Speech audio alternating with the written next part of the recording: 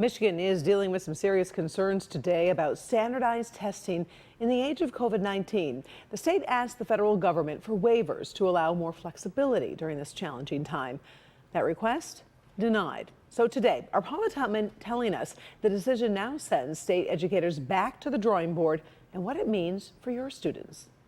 There's both good and bad in standardized testing. Start with the need for testing to make certain that all children, no matter where they live or how much money their parents make, or regardless of their means or family situations, that they have government mandated equal access to the same education as every other child in public learning. And a way to hold districts accountable is with standardized testing. All right, miss, you ready? To lose that standard would be a slippery slope that could slide poor and disadvantaged children, and mostly minorities, back to the pre-busing days and that separate and unequal access to learning.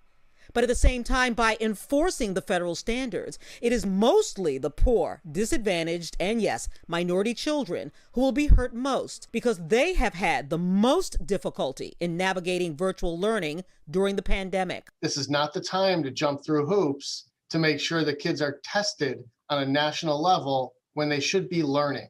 Everyone's talking about learning loss, but how about giving us more time to teach? Kenneth Gutman wears two hats, one as the superintendent of the Walled Lake Consolidated School District, also the vice president of the K-12 Alliance Michigan, which represents more than 500,000 students, educators, and schools across the state. The reality is right now we need to be teaching, not testing.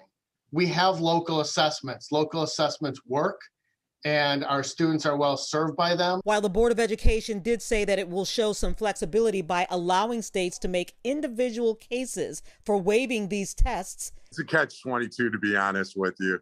Again, to provide, especially when you talk about the SAT, because again, that's getting to your point, college and post-secondary access to a certain degree, to make sure that kids still have that option and access to that assessment. John Dignan, superintendent for the Wayne Westland Community School System, says he too believes the U.S. Board of Education has gotten this one wrong. I would trade off the instruction and kind of meeting the social emotional needs of our kids first and foremost.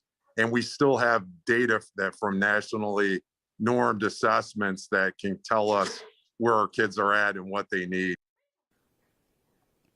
Okay, so what this means to your child, bottom line, is that unless some flexibility can be negotiated come spring, students and teachers are going to have to juggle recovery learning as well as learning for testing. Every educator I've spoken to, including the president of the teachers union, says this is a real problem they don't need when they're already so far behind. Karen. All right. Thank you, Paula.